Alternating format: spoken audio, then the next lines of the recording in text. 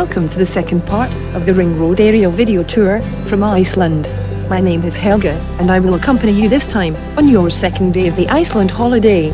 Today, we will visit such prominent landmarks like the infamous geyser location that attracted so many visitors over the years, the Kerr crater, some waterfalls, and the Singular National Park. So fasten your seat belts, ignore the turbulence, and off we go.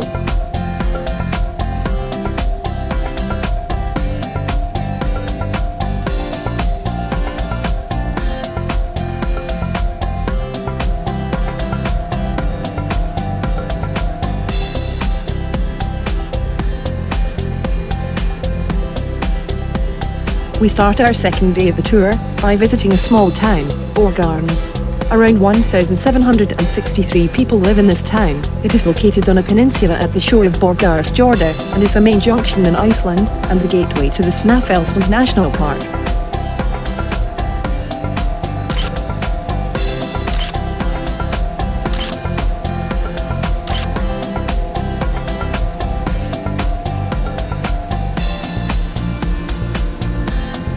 The Borgarnes was settled in Iceland's earliest days, over a millennium ago, and has been occupied by fishermen for a long time.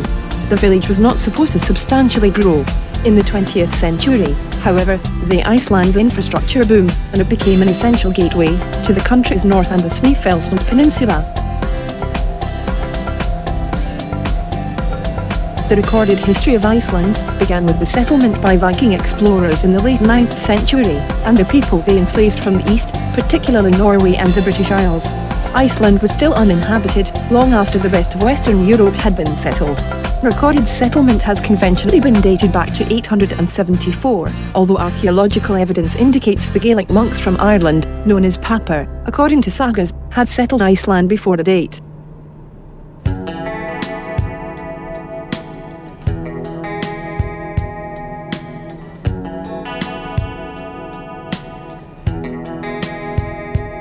Next stop is a series of waterfalls, Hronfossar, and the main waterfall called Barnufus. They are located in West Iceland. The falls are formed by rivulets streaming out of the Helmundaren lava field. Hronfossar is not actually one waterfall, but hundreds.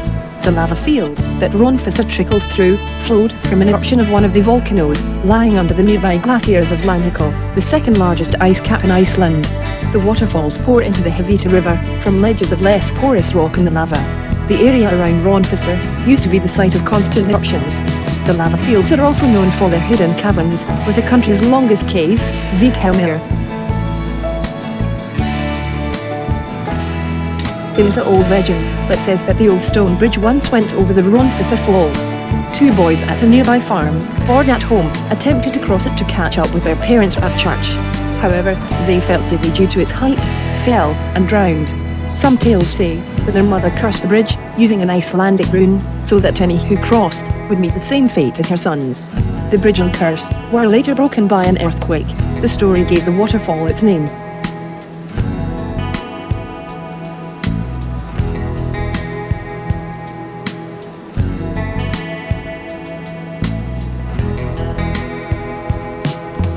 We are approaching Singular. It is now a national park in southwestern Iceland, about 40 kilometers northeast of the country's capital, Reykjavik. Singular is a site of historical, cultural, and geological significance, and is one of the most popular Iceland tourist destinations. National Park is one of the 3 key attractions within the Golden Circle. Singular National Park is one of the most widely visited attractions in Iceland, in large part due to the fact that it is home to the glacial spring, Silfra Fissure, one of the top 10 sites in the world for scuba divers and snorkelers.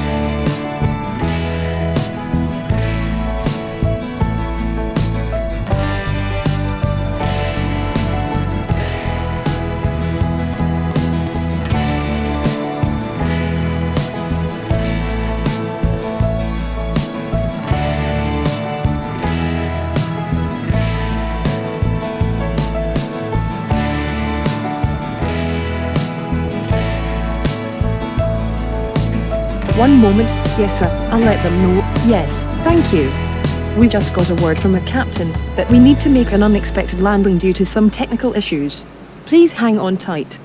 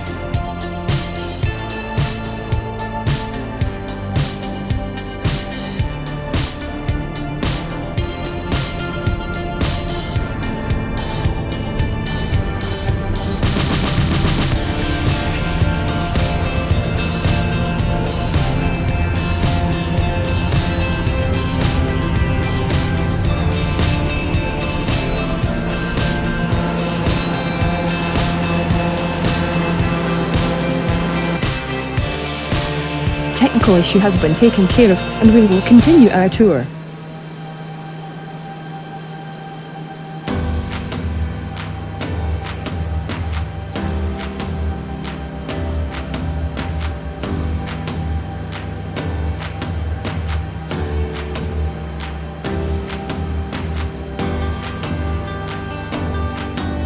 Next landmark of our tour is Geyser.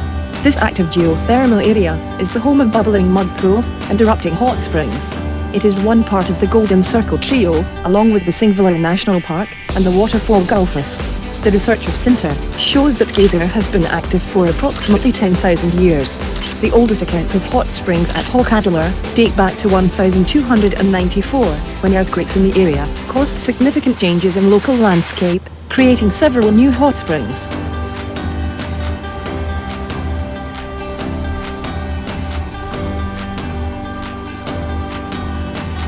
History of the recent centuries shows that earthquakes have tended to revive the activity of Geyser, which then subsided again in the following years. Before the end of 1800s, Geyser was almost dormant. An earthquake that year caused eruptions to begin again, occurring several times a day, lasting up to an hour and causing spouts of up to 200 feet in height.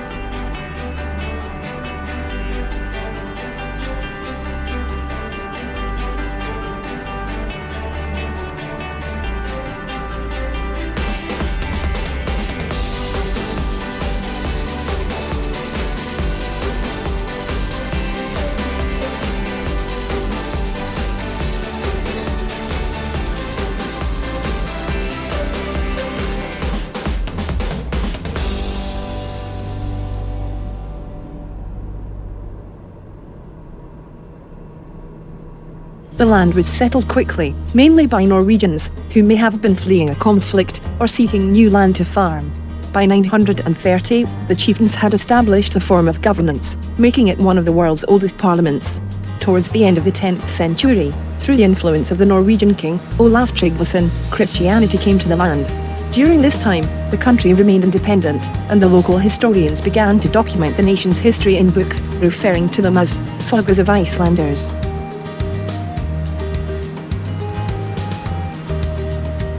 Gullfoss is one of the Iceland's most iconic and beloved waterfalls. The river Hvita makes a dramatic plunge down 32 meters into a canyon in southwest Iceland. The canyon walls on both sides of the waterfall reach heights of up to 230 feet, descending into the Great Gullfoss Canyon. Geologists believe that this canyon was formed by the glacial melting floods at the beginning of the last age.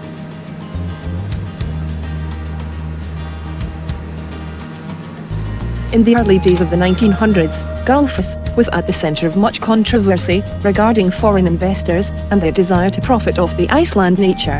One of those foreign investors, Howell, sought to utilise the waterfall's energy and harboured ambitions to use its energy to fuel a hydroelectric plant.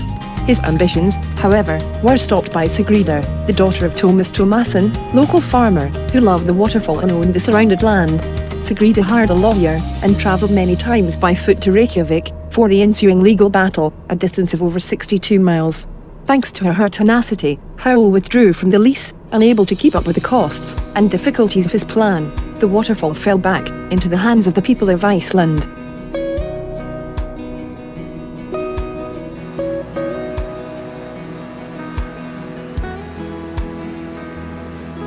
In the 13th centuries, the internal disagreements, known as the Age of the Sturlungs, weakened Iceland, which eventually became subjugated to Norwegian rule.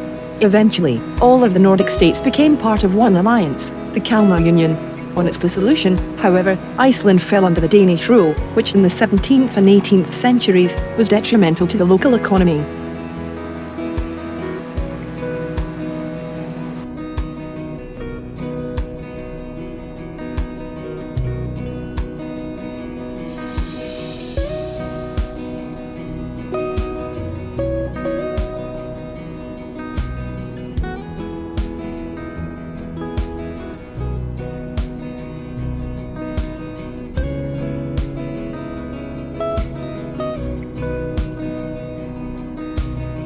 We are approaching the last and one of the most prominent landmark of today's part of the tour, the crater Kerid.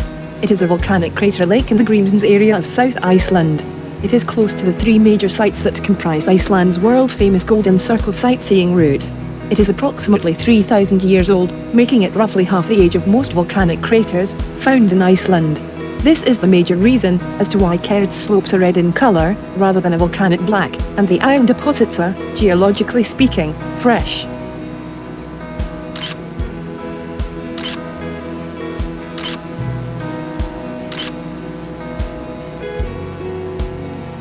Scientists believe that Kerr was once a cone-shaped volcano. Upon eruption, it is widely believed that the volcano depleted its magma reserve, causing the foundation to fall in upon itself, and results in the formation it has today. Of course, this was 2,000 years before settlement, so no one is quite certain. We thank you, once again, for spending some time with us. We hope that you enjoyed our tour today. We will see you again, soon. Until then, goodbye.